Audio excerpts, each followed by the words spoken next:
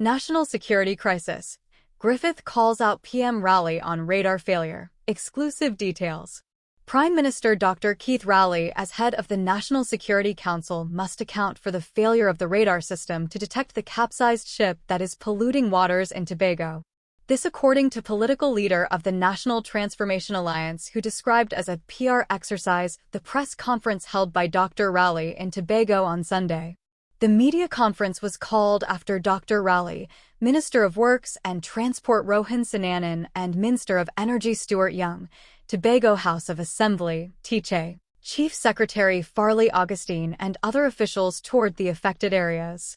Griffith said, in what can only be described as an after-the-fact PR exercise, Prime Minister Rowley called a press conference today, Sunday, and along with two of his ministers, they attempted to appear busy days after the oil spill disaster, which occurred just off the Tobago mainland. Notably absent was the Minister of National Security, Fitzgerald Hinds, perhaps because the security apparatus fell so short that a ship of that magnitude approached our shores undetected. During today's, Sunday's, press conference, Rowley was unable to answer any questions about the ship, its crew, its origin or destination, and had it not spilled oil to cover a mass of Tobago beachfront, its cargo as well. He said, totally clueless, Rowley as chair of the National Security Council, and Hinds as security minister must be made to account for the failure of the radar detection system and the lack of use of the 6 Damon vessels, which are moored in Stables Bay and used due to political reasons, even though they were acquired for the specific purpose of protecting from our shoreline to our country's exclusive economic zone.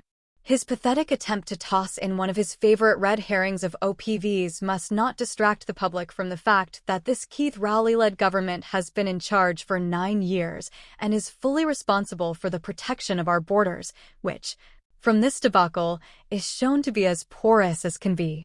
In Miami, for instance, there is very little chance that even a pirogue could enter U.S. waters without being detected and without an immediate response by authorities, who would have intercepted the vessel miles out, giving it no chance of reaching their shoreline.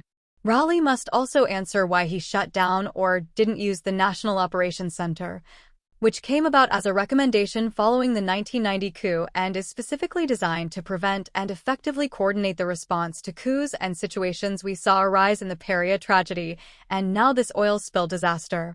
This disaster threatens the economic well-being of Tobago's tourist product, which perhaps explains the THA leader's participation in Rowley's gimmickry.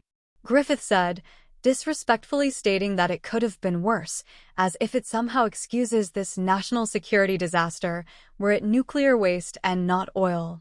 The hundreds and even thousands of lives lost and negatively impacted as a result would be because of this Keith Rowley-led government's continued failure to secure our borders and to provide the safety and security citizens deserve.